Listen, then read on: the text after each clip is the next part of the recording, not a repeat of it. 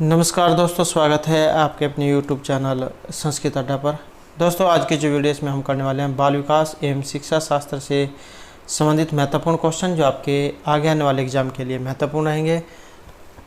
चाहे आपका इसमें एसटेट का एग्ज़ाम है, सीटेट, यूपीटेट और टेट, कोई सा भी एग्ज़ाम है जिसमें बाल विकास एवं शिक्षा शास्त्र से संबंधित क्वेश्चन पूछे जाते हैं, तो आपके सभी एग्जामों के लिए यहाँ पर महत्वपूर्ण रहेंगे, क्योंकि ये जो यहाँ पर हम क्वेश्चन करने वाले हैं पहले जो एग्ज़ाम हुआ था उसमें क्वेश्चन आ चुके हैं, और एक बार जो क्वेश्चन एग्ज़ाम में आ जाते हैं उनकी दोबारा भी आने की संभावना रहती है। फिर उसी से मिलते जुलते क्वेश्चन जो एग्ज़ाम में आपको देखने को मिलते हैं, तो सभी के सभी यहाँ पर क्वेश्चन महत्वपूर्ण हैं। और अगर आपने हमारी इससे पहले वाली वीडियो नहीं देखी है तो इसे आप आई बटन पर क्लिक करके देख सकते हैं, या फिर हमारे चैनल की जो प्लेलिस्ट है वहाँ पर जाकर आप अब तक की जितनी भी वीडियो आप देख सकते हैं। और वीडियो शुरू करने से पहले अगर आपने अब तक हमारे चैनल को सब्सक्राइब नहीं किया तो सब्सक्राइब कर लो, और साथ में घंटे वाले कोने से दबाकर आप ऑल पे क्लिक जरूर कर लीजिएगा, जिससे आपको हमारे आने वाली जो वीडियो नोटिफिकेशन मिलती रहेगी। और दोस्तों, वीडियो को लाइक, कमेंट और शेयर जरूर कीजिएगा। और आप हमारा जो दूसरा चैनल है रीडिंग लवर्स के नाम से, इसे भी सब्सक्राइब कर सकते हैं, क्योंकि जो भी कोई नई वैकेंसी है इससे संबंधित महत्वपूर्ण जो अपडेट जो आते हैं तो इस चैनल पर हम डालते रहते हैं। और इसका लिंक जो आपको इस वीडियो के डिस्क्रिप्शन में मिल जाएगा, तो वहाँ से आप हमारे चैनल पर पहुँच जाओगे, या फिर आप जीके बाय रीडिंग लवर्स नाम से अगर सर्च करेंगे तो उसके बाद भी आप हमारे चैनल पर पहुँच सकते हैं। तो महत्वपूर्ण अपडेट के लिए आप इस चैनल को सब्सक्राइब जरूर कर लीजिएगा।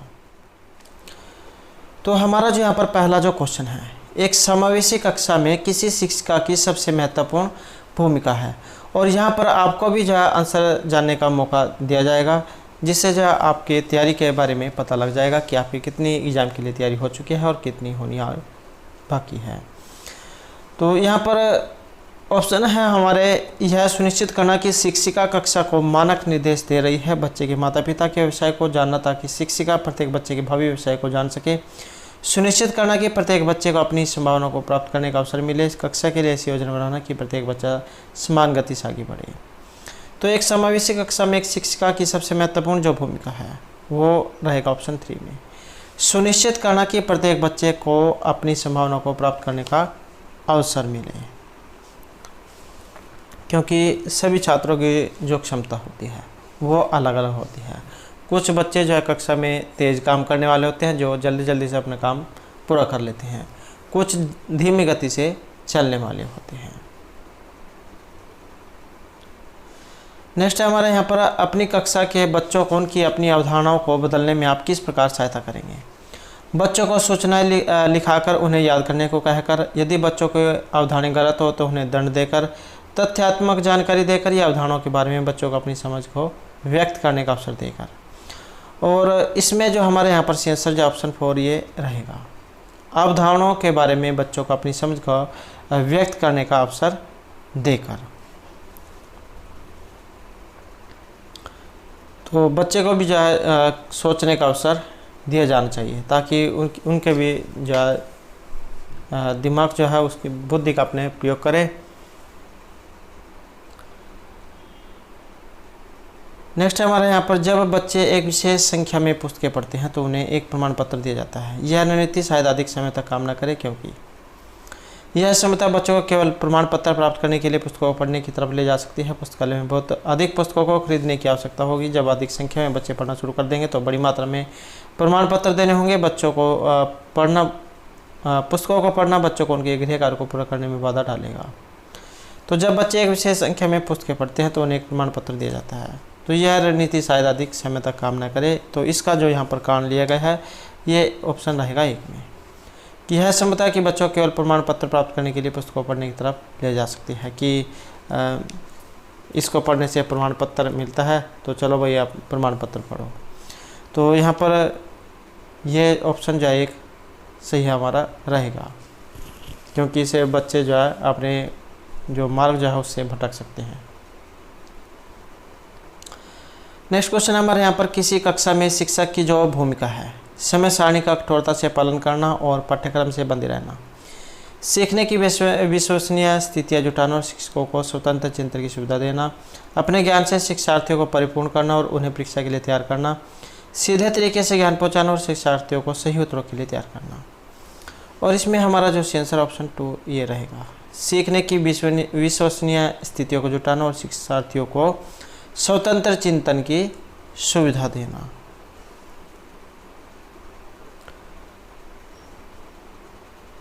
नेक्स्ट क्वेश्चन रहेगा, निम्नलिखित में से कौन सा कथन बच्चों की त्रुटियों के संबंध में सबसे उपयुक्त है?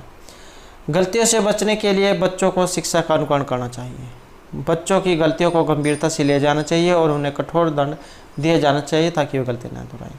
बच्चे गलतियां करते हैं क्योंकि उनमें विचार करने की क्षमता नहीं होती। बच्चों की गलतियां खिड़की के समान होती है यह जानने के लिए कि वे किस प्रकार सोचते हैं। तो यहाँ पर सही इनमें से कौन सा है? और सही रहेगा ऑप्शन 4। ये बच्चों की गलतियां एक खिड़की के समान मानी गई है यह जानने के लिए किस प्रकार सोचते हैं।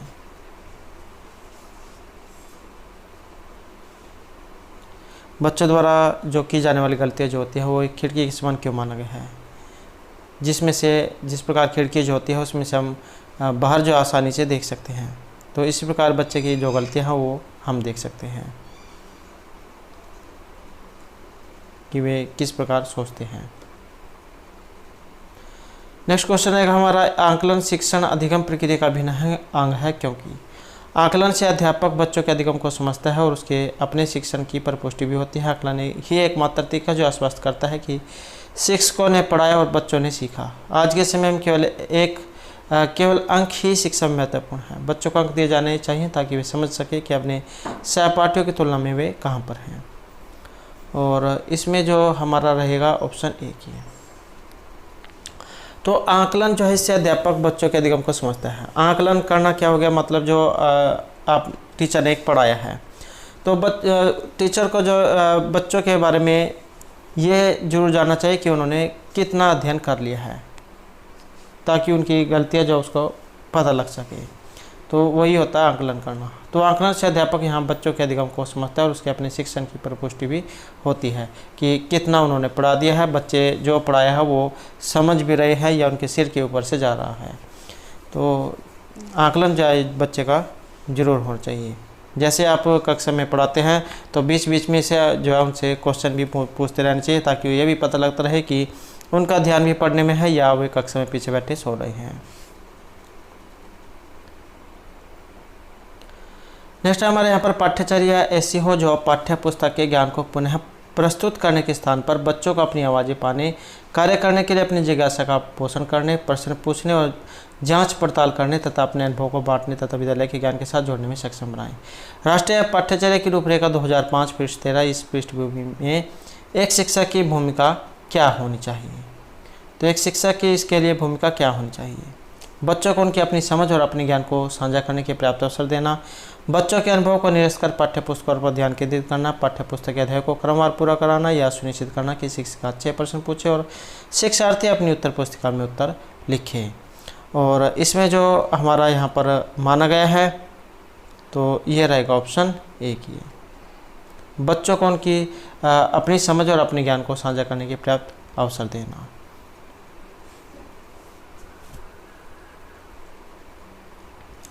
नेक्स्ट क्वेश्चन हमारे यहाँ पर, बच्चों को अपने अध्ययन में प्रयास करने हेतु प्रोत्साहित करने के लिए शिक्षकों को किसकी आवश्यकता होती है?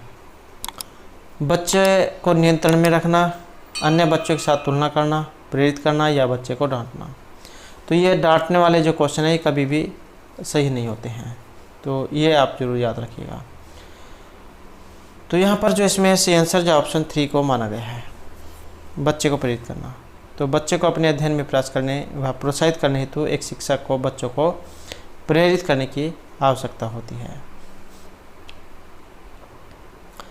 नेक्स्ट हमारे यहाँ पर, भावनाओं, अधिगम और अभिप्रेरणा के संदर्भ में निम्नलिखित में से किस कथन से आप सहमत हैं? सीखने के लिए भावनाओं को अलग रख देना चाहिए। प्रेरणा और सीखने के साथ भावनाएं घनिष्ठ रूप से जुड़ी हैं। सीखने के लिए अभिप्रेरित करने में भावनाओं की कोई भूमिका नहीं होती। कुछ नया सीखना इस पर निर्भर करता है कि उसमें हम कितने निपुण हैं। तो यहाँ पर जो हमारा आंसर है ऑप्शन 2 ये, प्रेरणा और सीखने के साथ भावनाएं घनिष्ठ रूप से जुड़ी हैं। नेक्स्ट क्वेश्चन हमारे यहाँ पर, बहुविकल्पी प्रश्न बच्चों की खालिस्तान की योग्यता आकलन करते हैं।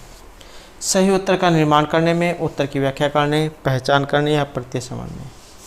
तो बहुविकल्पी जो क्वेश्चन होते हैं, एमसीक्यू क्वेश्चन आप कह सकते हैं, तो ये किसकी योग्यता का आकलन करते हैं? और यह करते हैं सही उत्तर की। जैसे आजकल जो यहाँ पर एग्ज़ाम लिए जाते हैं एमसीक्यू वाले, गोलदार वाले, तो इससे जो उनकी जो योग्यता है उसका सटीक या 100% परिणाम निकलता है। तो इसलिए जो है एग्ज़ाम में ये MCQ क्वेश्चन जो है आते हैं, ताकि सभी बच्चों का एक आंसर हो।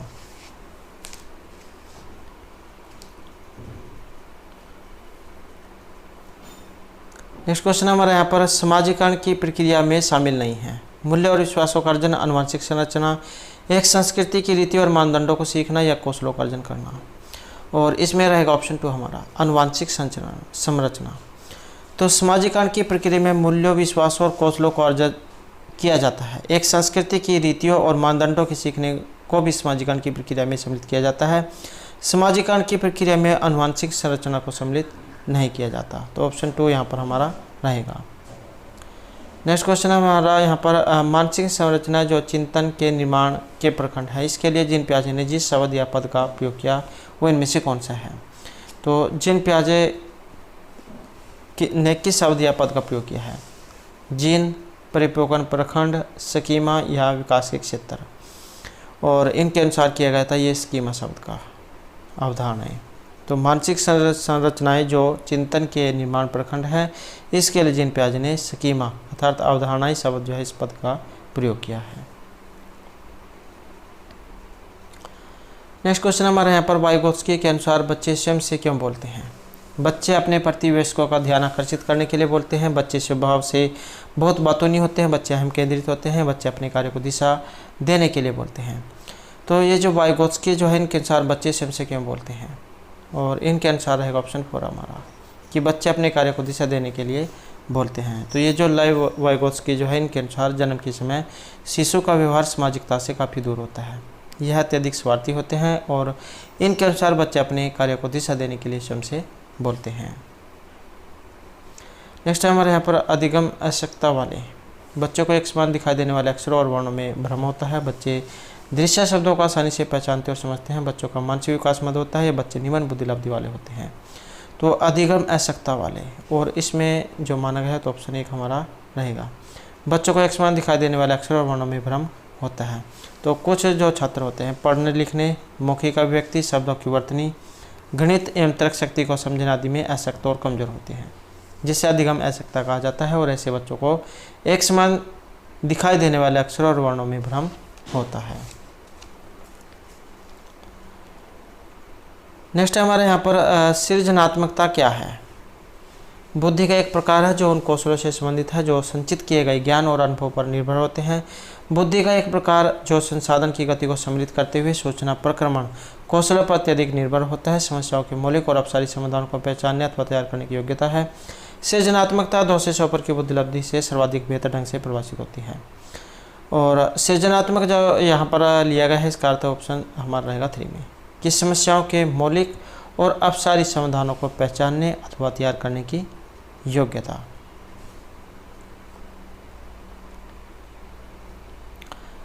नेक्स्ट जो हमारे यहाँ पर क्वेश्चन है,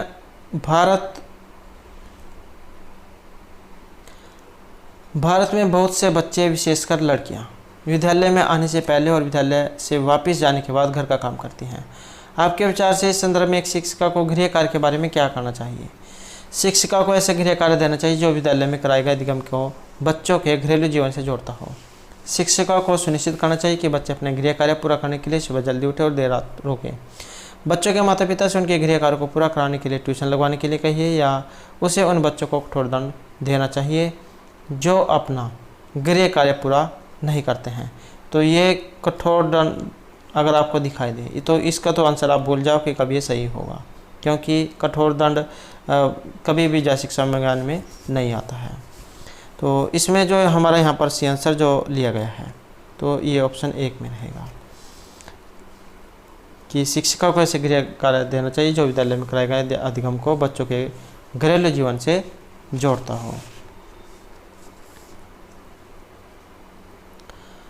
नेक्स्ट हमारे यहाँ पर एक प्रभावी कक्षा में बच्चे अपने अधिगम को सुगम बनाने के लिए मार्गदर्शन एवं सहयोग हेतु शिक्षक से सहायता लेते हैं। बच्चे हमेशा उत्सुक और तैयार रहते हैं क्योंकि शिक्षक उनकी प्रत्याशमन योग्यता आकलन करने के लिए नियमित रूप से परीक्षा लेते रहते हैं। बच्चे शिक्षक से डरते हैं क्योंकि वह मौखिक और शारीरिक दंड का प्रयोग करते हैं। बच्चे शिक्षक का सम्मान नहीं करते और जैसा उन्हें अच्छा लगता है वैसा ही करते हैं। तो ये यहाँ पर भी शारीरिक दंड आ गया है, तो ये भी सही आंसर यहाँ पर नहीं हो सकता। तो इसमें जो हमारा यहाँ पर सी आंसर जो है ये ऑप्शन रहेगा एक ही। बच्चे अपने अधिगम को सुगम बनाने के लिए मार्गदर्शन एवं सहयोग हेतु शिक्षक से सहायता लेते हैं। नेक्स्ट क्वेश्चन है हमारा यहाँ पर ज्ञान के एक बड़े असंबद्ध भाग को प्रस्तुत करना अपने तरीके से जानकारी को व्यवस्थित करने में शिक्षार्थियों की सहायता करेगा। शिक्षिका के कार्य को कठिन और शिक्षार्थियों के कार्य को आसान बनाएगा। शिक्षार्थियों के लिए अवधारणात्मक समझ को प्राप्त करने को कठिन बनाएगा। शिक्षार्थियों के लिए प्रत्यक्ष को आसान बनाएगा। और इसमें रहेगा हमारा ऑप्शन 3। कक्षा के प्रक्रिया के दौरान ज्ञान के एक बड़े असंबद्ध भाग को प्रस्तुत करने से शिक्षार्थियों के लिए अवधारणात्मक समझ प्राप्त करने में कठिनाई उत्पन्न होगी। नेक्स्ट जो हमारे यहाँ पर क्वेश्चन है, क्या बच्चे भाषा अर्जित करते हैं क्योंकि उनमें आनुवांशिक रूप से ऐसा करने की पूर्व प्रवृत्ति होती है, या उनके माता पिता प्रारंभिक अवस्था से उन्हें गहन रूप से सिखाते हैं? यह प्रश्न आवश्यक रूप से जो इनमें से क्या दिखाता है कि क्या विकास एक सतत प्रक्रिया है जो या एक असतत प्रक्रिया है? भाषा के विकास पर स्वयं ज्ञान का प्रभाव, प्रकृति और पोषण पर बहस, बहुकारक योग्यता के रूप में विकास पर चर्चा। और इसमें जो माना गया है तो ऑप्शन 3 हमारा रहेगा प्रकृति और पोषण पर बहस। नेक्स्ट क्वेश्चन है, अमूर्त वैज्ञानिक चिंतन के लिए क्षमता का विकास निम्नलिखित अवस्थाओं में से किसकी एक विशेषता है? तो यहाँ पर जो ये क्वेश्चन जो आया है, यहाँ से 4 क्वेश्चन एग्जाम में आ सकते हैं। तो ये अवस्थाएं जो यहाँ पर जो आई है 4 अवस्थाएं हैं। और 4 अवस्थाएं कौन कौन सी है? ये इसमें जैसे पूर्व संवेदी होगी, पूर्व वाली होगी, मूर्त होगी और औपचारिक हो गई। तो ये 4 अवस्थाएं हैं। और अमूर्त वैज्ञानिक चिंतन के लिए क्षमता का विकास निम्नलिखित अवस्थाओं में से किसकी एक विशेषता है? और विशेषता जो है ऑप्शन रहेगा 2 में, औपचारिक क्रियात्मक अवस्था। 11 वर्ष से ऊपर की जो अवस्थाएं हैं वो इसमें आती हैं। नेक्स्ट क्वेश्चन है, एक बच्चा तर्क प्रस्तुत करता है, आप यह मेरे लिए करें और मैं वह आपके लिए करूँगा। यह बच्चा जो कोहलरबर्ग के नैतिक तर्क की किस अवस्था के अंतर्गत आएगा? अच्छा लड़का अच्छी लड़की अभिमुखीकरण, सामाजिक अनुबंधन अभिमुखीकरण, सहायक उद्देश्यक अभिमुखीकरण या दंड और आज्ञापालन अभिमुखीकरण। और इसमें जो हमारा रहेगा तो ये है ऑप्शन 1 में, अच्छा लड़का अच्छी लड़की अभिमुखीकरण।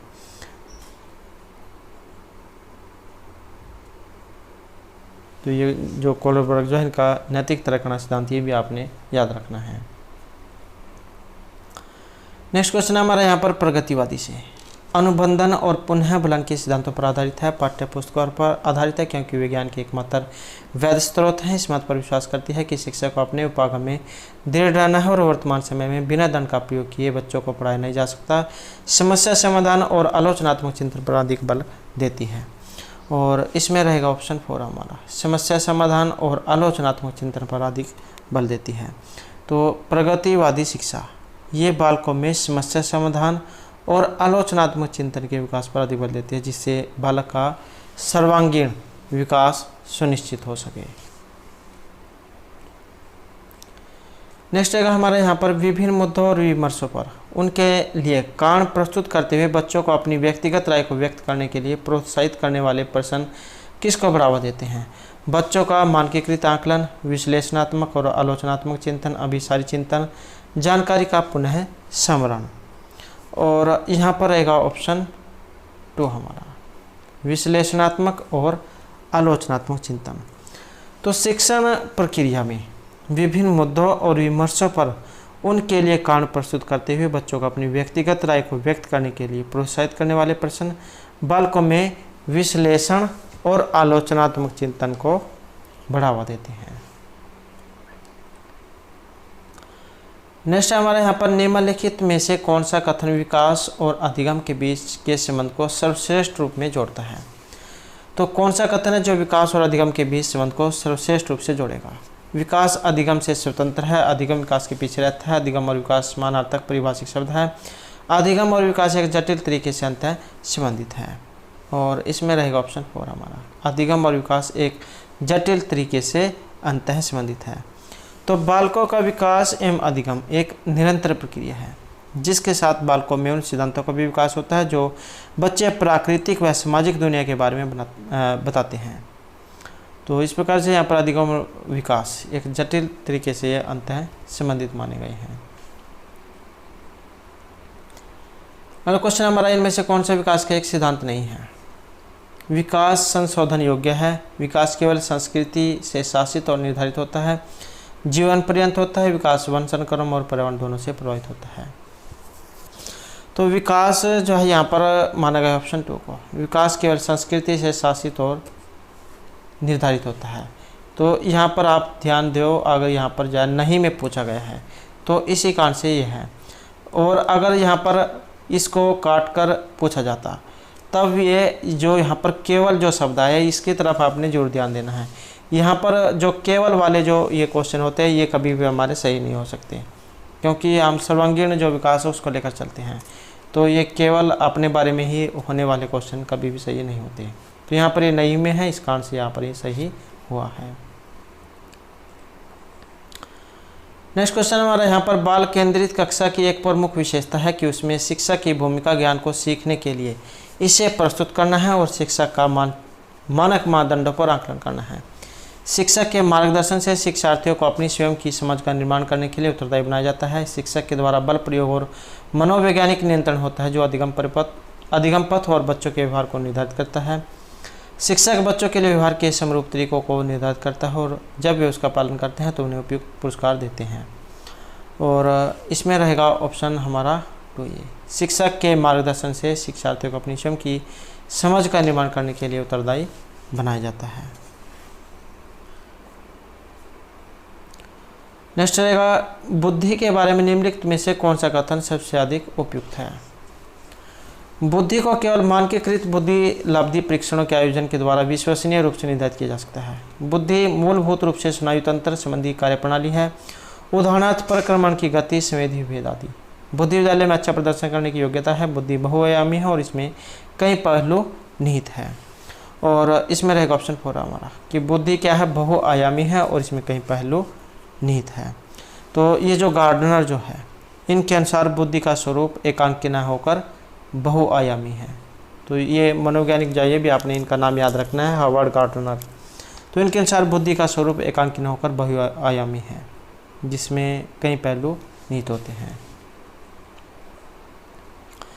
नेक्स्ट रहेगा यहाँ पर, लिंग जेंडर पक्षपात की ओर संकेत करता है। तो ये लिंग रूढ़िबद्धता वाला भी एक क्वेश्चन जो एग्जाम में जरूर पूछा ही जाता है।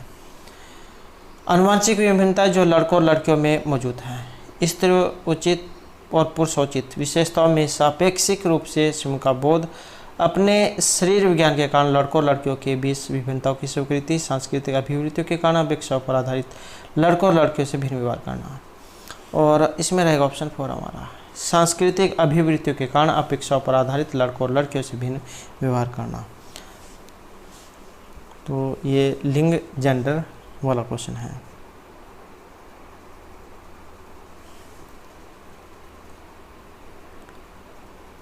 नेक्स्ट है हमारे यहाँ पर, एक उच्च प्राथमिक विद्यालय के शिक्षक के रूप में आपके पास कक्षा में कुछ ऐसे बच्चे हैं जो प्रथम पीढ़ी के रूप में विद्यालय आ रहे हैं। आपके द्वारा निम्नलिखित में से किसे किए जाने की संभावना सबसे ज़्यादा रहेगी? कक्षा गतिविधि के समय और गृह कार्य के लिए उन्हें बुनियादी सहयोग और अन्य सहायता उपलब्ध कराएंगे। उन्हें याद करने के लिए और उत्तर को 5 बार अपनी उत्तर पुस्तिका में लिखने के लिए गृह कार्य देंगे। बच्चे से कहेंगे कि उनमें आगे बढ़ने की क्षमता नहीं और अब उन्हें अपने माता पिता के काम में सहयोग करना चाहिए। माता पिता को बुलाएंगे और उनसे अपने बच्चों को ट्यूशन लगाने का नम्रतापूर्ण कहेंगे। तो ये जो ट्यूशन लगाने वाली जो होती हैं इस प्रकार की लाइनें, ये भी कभी सही नहीं होती।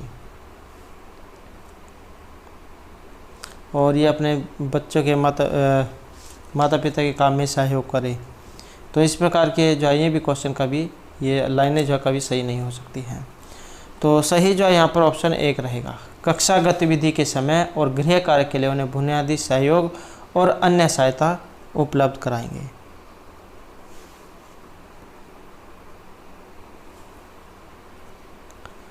नेक्स्ट है हमारे यहाँ पर, समान आयु के बच्चों में भी आकृति, योग्यता और स्वभाव, रुचि, प्रवृत्ति, अन्य बातों में बहुत अंतर होता है। इस संदर्भ में विद्यालय की क्या भूमिका है? तो समान आयु के बच्चों में भी आकृति, योग्यता, स्वभाव, रुचि, प्रवृत्ति, अन्य बातों में बहुत अंतर है। कि बच्चों के आकलन के लिए नियामक मानक स्थापित करना, सुनिश्चित करना कि शिक्षक मानकीकृत निर्देश और पाठ्य पुस्तकों का उपयोग करें, सुनिश्चित करना कि सभी बच्चों का विकास एक ही प्रकार से हो, सुनिश्चित करना कि प्रत्येक बच्चे को अपनी क्षमताओं के अनुसार विकास के अवसर मिले। और इसमें जो हमारे यहाँ पर सेंसर जो है ये ऑप्शन 4 रहेगा। सुनिश्चित करना कि प्रत्येक बच्चे को अपनी क्षमताओं के अनुसार विकास के अवसर मिले। तो दोस्तों थे हमारे आज के यहाँ पर बाल विकास एवं शिक्षा शास्त्र से संबंधित कुछ महत्वपूर्ण क्वेश्चन जो आपके आगे आने वाले एग्जाम के लिए महत्वपूर्ण रहेंगे। और दोस्तों अगर आपने अब तक हमारे चैनल को सब्सक्राइब नहीं किया तो सब्सक्राइब कर ले और हमारे साथ अंत बनाने के लिए धन्यवाद।